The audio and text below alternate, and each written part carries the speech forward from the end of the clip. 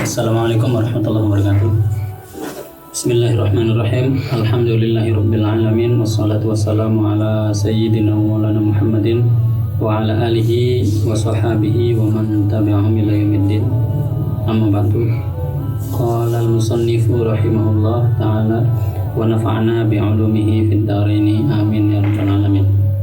Faslun mujibatul khusli utawi perkara kang majibakan adus iku sittatun 6. Ilajul hasafati siji nganjingaken hasafah fil farji ing dalam farji. Wa khurujul mani lan metu mani wal haidul lan haid wan nifasul lan nifas wal wiladatu lan lairan wal mautu lan mati. Faslun furudul khusli faslun utawi iki ku fasal suwiji furudul khusli utawi fardhu adus iku isnani loro an-niyatu siji niat wa ta'mimul badani lan meratai badan bil ma'i kelawan banyu. Fasal sekarang menjelaskan tentang yang mewajibkan mandi. Di sini dijelaskan bahwa sesuatu yang mewajibkan mandi atau biasa disebut dengan hadas besar itu ada 6. Pertama, ilajul hasafati fil farji atau dalam bahasa Indonesianya berhubungan badan. Artinya berhubungan suami istri ya, berhubungan badan itu mewajibkan mandi walaupun misalnya tidak sampai keluar mani. Kalau sudah terjadi hubungan badan maka itu tetap wajib mandi bagi laki-laki dan perempuan. Yang kedua wa khurujul mani, keluar mani baik itu dalam keadaan terjaga, melek atau saat tidur mimpi, kemudian mimpi keluar mani dengan keluar mani ketika tidur itu beda. Kalau mimpi keluar mani walaupun tidak keluar mani itu biasanya cirinya baligh. Ya kalau maninya tidak keluar ya tidak wajib. Nah, kalau keluar mani ketika tidur, mimpi keluar mani dan nyata-nyata keluar maka wajib mandi. Kalau tidak keluar ya tidak wajib. Tapi sudah bisa masuk sebagai alamat sudah baligh. Ini yang membedakan. Terus wal haidu haid. Wanita haid setelah haid itu diwajibkan mandi. Wan nifasu dan nifas. Wal wiladatu dan melahirkan. Banyak yang sering pertanyaan, melahirkan itu kan wajib mandi, kemudian nifas juga mandi dan haid juga mandi. Misalnya saya pernah ditanya begini, misalnya ada orang setelah melahirkan, karena melahirkannya itu badannya sakit apa akhirnya tidak langsung mandi, kemudian nifas, berarti dia punya hutang wajib mandi ketika melahirkan. Kemudian nifasnya dia sampai 60 hari. Nah, kalau 60 hari kemudian darah berhenti walaupun 1 menit misalnya atau kurang dari itu, kemudian keluar lagi, maka darah berikutnya itu kan dikategorikan darah haid. Dia belum sempat mandi nifas, kemudian haid. Nah, setelah haid selesai, ini dia wajib mandinya 1 kali atau 3 kali. Apakah mandi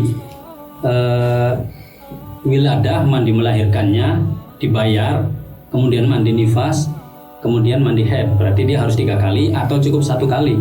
Saya jawab begini, ada orang kentut, habis kentut dia buang air kecil.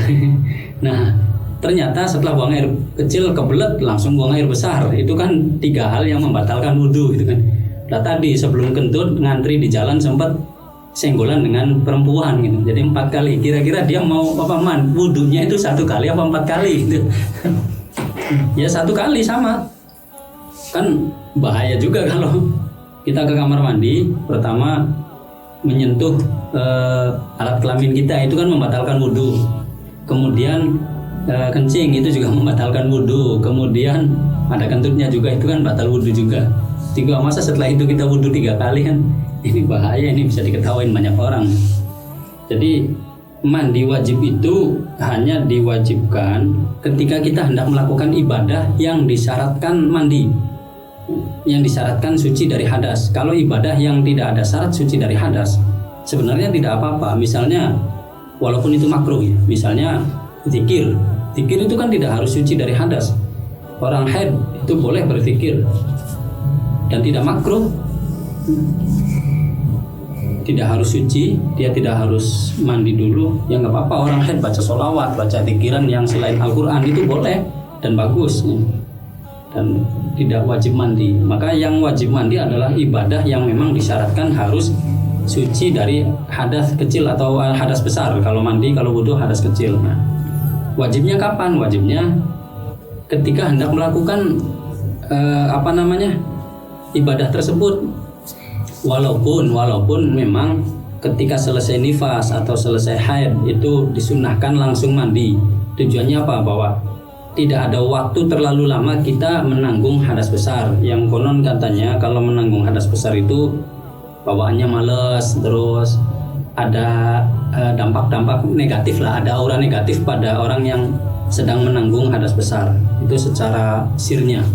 Tapi secara fikihnya ya tidak apa-apa. Misalnya saya sekarang batal wudhu, ya tidak harus langsung wudhu, nanti ketika mau sholat baru wudhu. Begitu juga ketika ada hadas besar.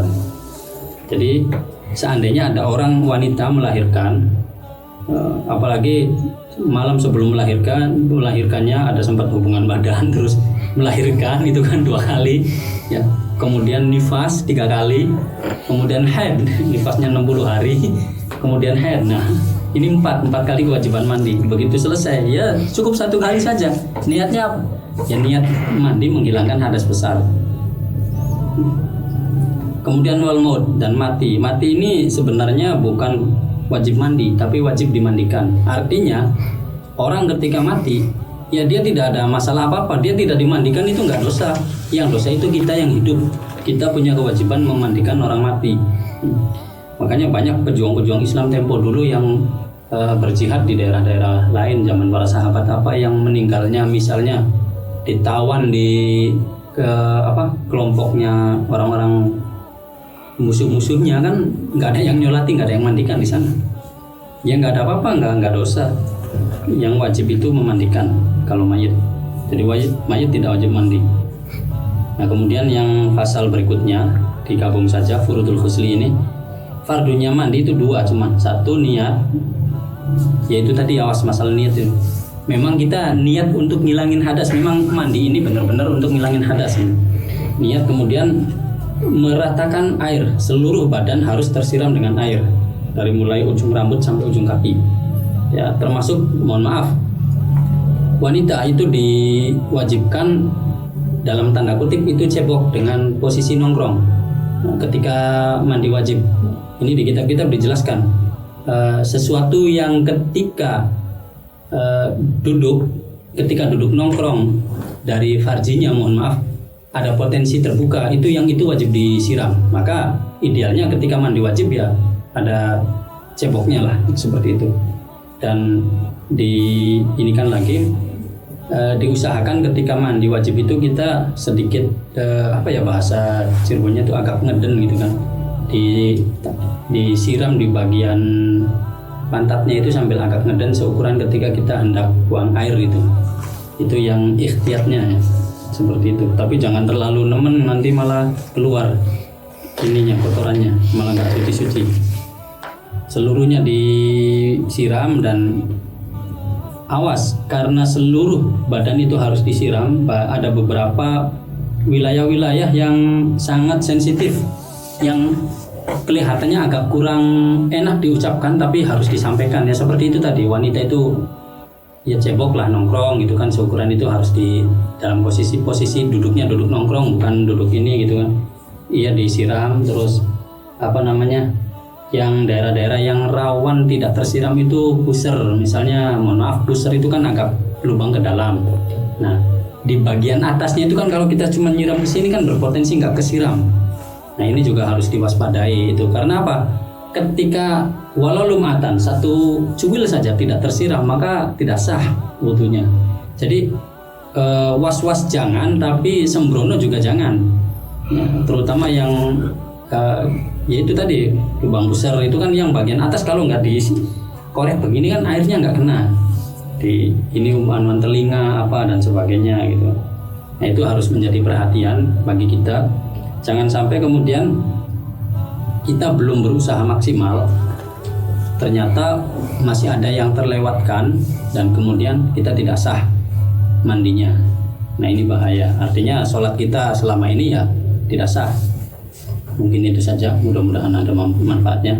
Wallahul muwaffiq ila aqwamit thoriq. Wassalamualaikum warahmatullahi wabarakatuh.